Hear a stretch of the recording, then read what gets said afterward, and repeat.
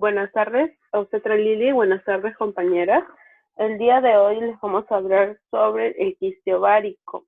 Las integrantes son Aliaga Sujei, Cordero Jocelyn, Llanos Débora, López Yamile y quien les habla de la Puente Nérida. Comenzaremos hablando sobre la anatomía del ovario.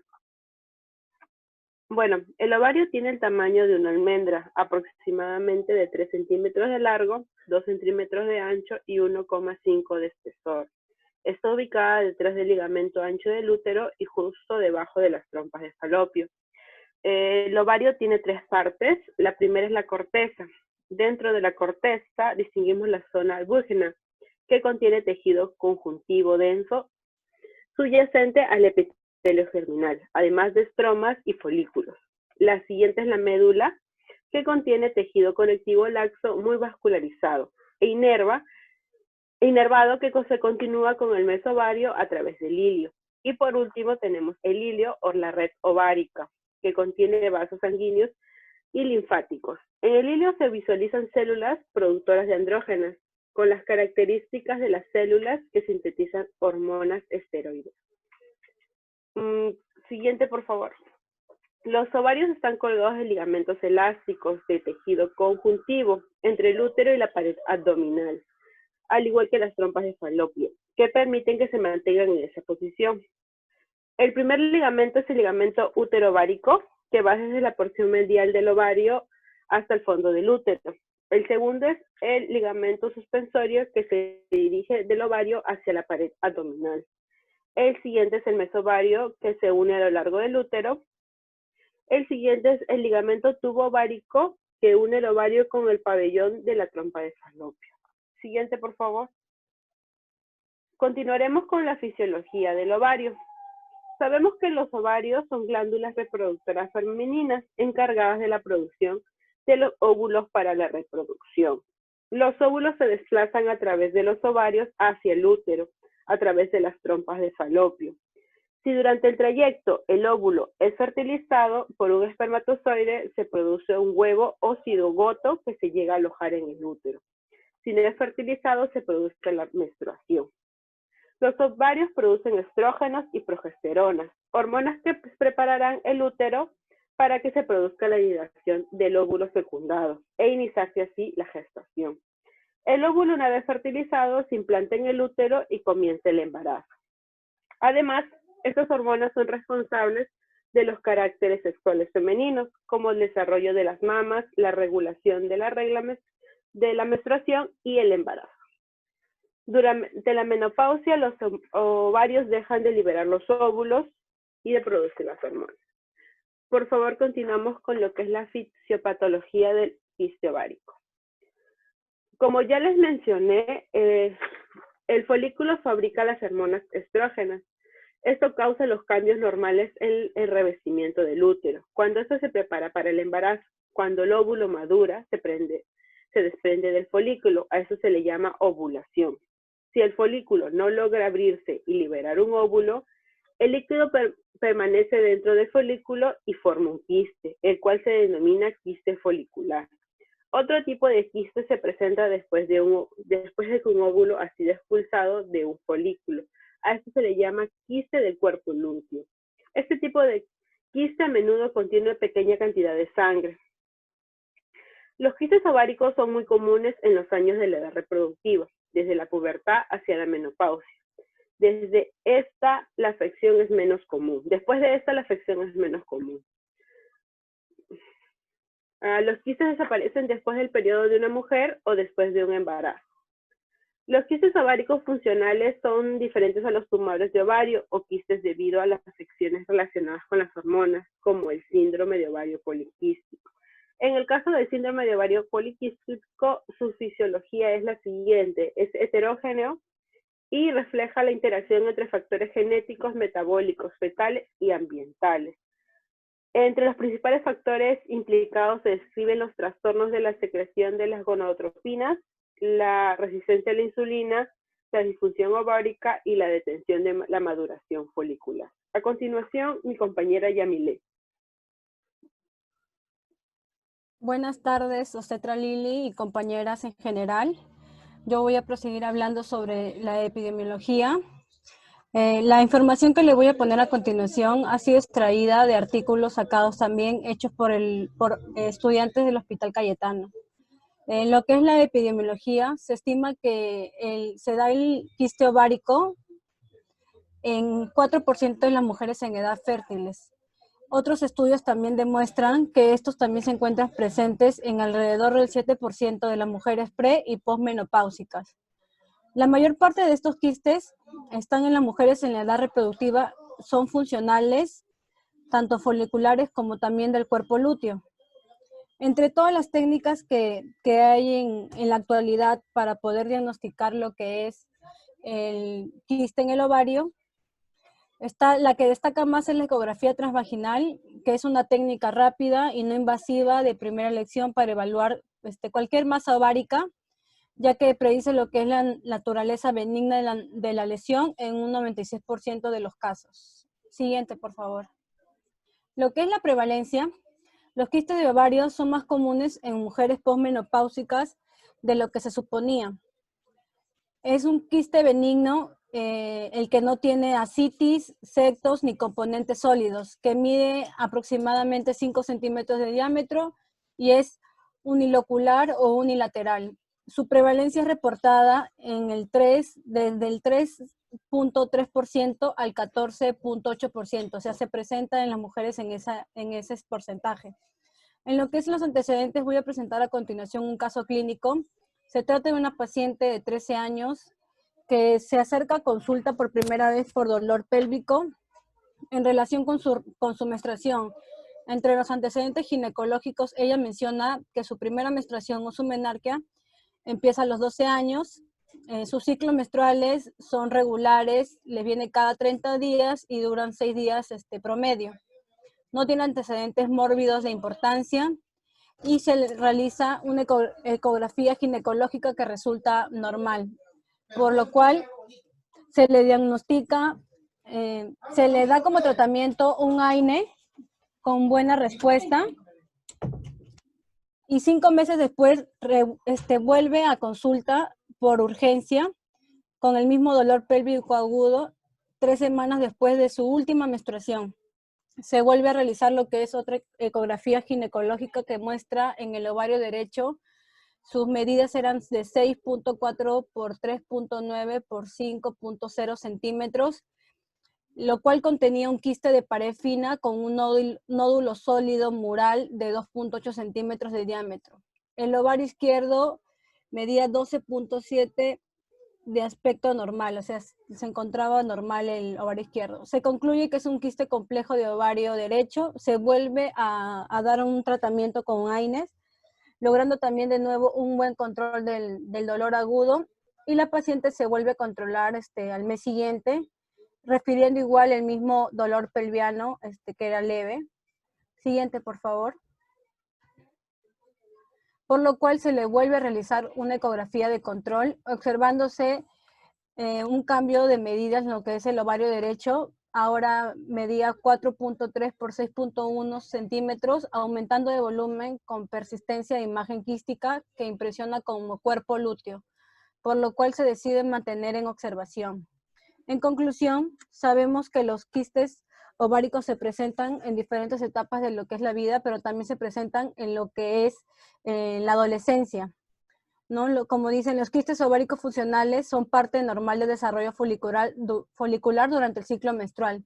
Se puede formar quistes patológicos que habitualmente son de aspectos simples, tal vez se da por el hecho de que un folículo no ovuló o tal vez no involucionó después de la ovulación. Pueden existir también quistes funcionales que se originan del cuerpo lúteo, los cuales causan un pequeño sangrado con facilidad, por lo que su aspecto es complejo y pueden alcanzar tamaños de 6 a 8 centímetros. A continuación, mi compañera Jocelyn va a seguir con la exposición. Buenas tardes, obstetra Lili, compañeras. Continuando, voy a hablar sobre los quistes, los tipos de quistes. En este caso son los quistes funcionales, que vendría a ser el quiste folicular y el quiste del cuerpo lúteo. que normalmente son inofensivos y rara vez provocan dolor e incluso desaparecen por sí solos durante el ciclo menstrual. El quiste folicular deriva de un folículo preovulatorio sin luteinización o con luteinización. ¿Qué es la luteinización? Es el proceso de formación del cuerpo lúteo. Este folículo normalmente alcanza una medida de 3 a 3,5 centímetros. Y su contenido es de líquido seroso, superficie interna líquida, su pared es delgada y está constituida por granulosa y teca interna con o sin luteinización. Cuando se encuentra en la fase preovulatoria, el quiste folicular secreta estrógenos y produce la sobreestimulación de la hormona folículo estimulante. También produce la también los quistes del folículo atrésico pueden secretar andrógenos. Respecto al quiste del cuerpo lúteo, normalmente el cuerpo lúteo mide entre 2 a 3 centímetros. ¿Y cuando decimos que es un cuerpo lúteo quístico? Cuando mide más de 3 centímetros. Cuando el folículo libera el óvulo, comienza a producir estrógeno y progesterona para la concepción. El folículo se llama ahora cuerpo lúteo. A veces se acumula el líquido dentro del folículo, lo que provoca en el cuerpo lúteo se expanda y se forme un quiste. Continuando está el quiste con ovario poliquístico. El ovario poliquístico, mejor dicho. Cuando hablamos de un ovario poliquístico, se trata del aumento del volumen de ambos ovarios de 2 a 3 veces más de lo normal. Estos quistes se muestran encapsulados, son de contextura gruesa, fibrosa y llena de múltiples folículos dilatados entre 5 a 10 milímetros. Se asocia con un cuadro anovulatorio crónico y es la principal causa de infertilidad en mujeres y en algunos casos también se muestra con la triada del síndrome de Stein-Leventhal. Esto incluye lo que es la menorrea, la obesidad e insurtismo, que sería el desarrollo normal del vello. En cuanto a la patología, un aumento del factor liberador de la hormona luteinizante por el hipotálamo produce un aumento de esta hormona y ahí la luteinización de todos los folículos causando una mayor síntesis ovárica y andrógena y conversa. Continuando, también existen otros quistes que no están relacionados con el funcionamiento normal del ciclo menstrual, los cuales son también los quistes dermoides, que también se denominan teratomas, que pueden contener tejido como cabello, piel o dientes en algunos casos, porque se forman a partir de células embrionarias. También están las cistodenomas, que se forman en la superficie de un ovario y pueden estar llenos de un material acuoso o mucoso. También están las endometriomas, que se forman a raíz de una enfermedad en la que las células endometriales uterinas crecen fuera del útero. También encontramos lo que son los tumores primarios del ovario. Los benignos constituyen un 80% y los malignos un 20%. Se clasifican en 4 grupos. El primer grupo es el epitelio superficial, en los cuales encontramos los serosos, los municiosos, y se dividen entre benignos y malignos. También encontramos las células germinales. En este caso, como benigno, encontramos el teratoma, que es un quiste maduro, y luego también encontramos en los malignos el teratoma maligno, el porimbioma, el tumor de seno endométrico, entre otros. También está el estroma ovárico, que ahí encontramos los cordones sexuales y el estroma inespecífico. Y en las células germinales solo encontramos tumor maligno, que sería la gonadoblastomas, y normalmente son raros. Respecto a los signos y síntomas, normalmente un ovario poliquístico no presenta síntomas, pero tiene más probabilidades de mostrar síntomas cuando aumenta de tamaño, ocurre lo que es la distensión abdominal, hay dispareunia, existe dolor pélvico constante e intenso, y también hay dolor durante el coito. Si esto sucede, pueden haber incluso algunas complicaciones, que se da en el caso de sangrado internamente, la rotura, que puede provocar un fuerte dolor y sangrado interno cuando más grande sea el quiste, más hay mayor posibilidades de que haya una ruptura. Y también puede ser cancerosos e incluso también por su gran tamaño puede haber una torsión ovárica. Ahora le voy a dar pase a mi compañera Débora. Buenas tardes, profesora. A mí me toca los factores de riesgo. Bueno, como uno de los factores de riesgo son los abortos espontáneos y nacimientos prematuros, tienen niveles elevados de lutropina, hiperesulemia y hiperandrogenismo, y se ha reportado un aumento en la incidencia de aborto que se relaciona con cambios endometriales y niveles elevados de andrógenos, insulina, provocando una inadecuada implantación. En la parte de la obesidad, se asocia la disfunción ovárica en un grupo de mujeres con IMC de 27 y se ha reportado un riesgo mayor de siglos anovulatorios. Otro más importante es que la insulina, sabemos que es una hormona que tiene un efecto similar a la LH y aumenta los andrógenos ovarios, ¿no? Se relacionan también con la obesidad, con la insulina resistencia y aumento de la grasa abdominal. Todo esto creará mayor cantidad de andrógenos que dará lugar a lo que viene a ser al ovario poliquístico. Siguiente, por favor. También se da en las madres con síndromes de ovario poliquísticos. ¿Cuáles son los riesgos? Niños con sobrepeso infantil y un inicio temprano de la insulina de la resistencia y un incremento de la testosterona y la LH. Otro también factor de riesgo es lo que viene a ser la diabetes. Bueno, estas mujeres con el síndrome de ovario poliquístico son más resistentes a la insulina y hasta el 40% de ellas tienen alteraciones de la tolerancia a la glucosa y tienen un riesgo de 3 a 7 veces mayor de desarrollar diabetes tipo 2 de comienzo precoz. Bueno, la diabetes es una alteración de la tolerancia a la glucosa que son comunes en estas pacientes. Todas ellas deben ser sometidas a estudios de pesquisa, pero según un estudio dice que todavía esta discusión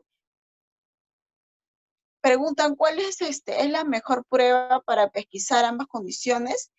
Solo se ha determinado lo que viene a ser la glucemia para hacer un diagnóstico. Y en la parte de lo que viene a ser las enfermedades cardiovasculares, pues suelen tener factores de riesgo de enfermedad cardiovascular, presentan mayor cantidad de andrógenos de lo normal y ciclos menstruales irregulares y largos, en la mayoría de casos, una falta de ovulación que puede lo que viene a producir esterilidad. Siguiente. También viene a hacer lo que es el cáncer en el endometrio, sangrado uterino anormal. ¿Por qué esto viene a ser lo que viene a ser el cáncer del endometrio? Porque los periodos irregulares a la falta de periodos pueden hacer que se acumule y se engrose el endometrio. Ese engrosamiento puede derivar en cáncer de endometrio. Otro punto por qué puede haber complicaciones en el embarazo son porque son mujeres que tienen un ciclo de 35 y 40 días. Esas mujeres pueden ovular y quedar embarazadas, pero pueden tener complicaciones como abortos de repetición, diabetes gestacional, hipertensión en el embarazo y preeclampsia. Siguiente. Ya el diagnóstico, bueno, no existe ninguna prueba para diagnosticar definitivamente el síndrome de ovario poliquístico. Es probable que el médico obstetra comience con un análisis, lo que viene a ser la historia clínica, incluso de los periodos menstruales y cambios de peso, ¿no? La exploración física consiste en buscar signos de crecimiento excesivo del cabello y resistencia a la insulina y acné. El primer examen es el examen pélvico, que el médico va a revisar de forma visual y manual los órganos genitales para detectar si hay más masas o bultos o otras anomalías. El análisis de sangre, ¿no? Es para medir los niveles hormonales. Esta prueba puede excluir posibles causas de anomalías menstruales o exceso de andrógenos, ¿no? Que son similares al síndrome de ovario poliquístico. También es muy importante realizarse un análisis de sangre adicional para medir lo que es la tolerancia a la glucosa y los niveles de colesterol y triglicéridos en ayunas. Y una ecografía también, ¿no? Para ver la apariencia de los ovarios y el espesor del recubrimiento del útero. Ahora voy a dar paso a mi compañera Sujei. Buenas tardes, doctora Lili, compañeras. Bueno, con el tratamiento depende de la edad y del tipo de tamaño del quiste, ¿no? En muchos casos puede esperar y volverse a hacer el examen para ver si el quiste desaparece en unos pocos meses. En esto, por lo general, una opción, sin importar la edad, si no tienes síntomas, y una ecografía indica si tienes un quiste simple y pequeño. Es probable que también te recomienden hacer ecografías pélvicas de seguimiento periódicamente para ver si el quiste cambia de tamaño. Para el tratamiento te recetan habitualmente lo que son anticonceptivos. Los anticonceptivos orales constituyen la primera opción para el tratamiento del síndrome de ovario poliquístico. La combinación de estrógenos y progesterona reduce la secreción de gonadotrofinas y la secreción ovárica de andrógenos. Incrementa la CHGB, disminuyendo así la testosterona libre, inhibe la producción adrenal de andrógenos y bloquea los receptores androgénicos. Tener siempre presente que el uso de anticonceptivos no constituye una terapia curativa. Por ello, el suspenderlos generalmente recibirán el hiperdroganismo y la anovulación. Entre sus ventajas, lo que hacen las primeras opciones de tratamiento, se puede mencionar que asociados con algunos antiandrógenos evitan el embarazo y el déficit de virilización de fetos masculinos expuestos a dichos fármacos. Por último, como tratamiento, también podría sugerir la extracción de un quiste si es grande y si no aparece un quiste funcional. Si está creciendo y si persiste de 2 a 3 ciclos menstruales o te causa dolor. Siguiente. Con la prevención, los quistes ováricos no pueden evitarse, aunque las revisiones rutinarias pueden detectar los quistes a edad temprana. También hay que tener en cuenta que los benignos no suelen convertirse en cancerígenos. También como prevención se recomienda la buena alimentación y ejercicio, ya que el porcentaje más alto de las personas con quiste ovárico son las que tienen sobrepeso o obesidad. Gracias.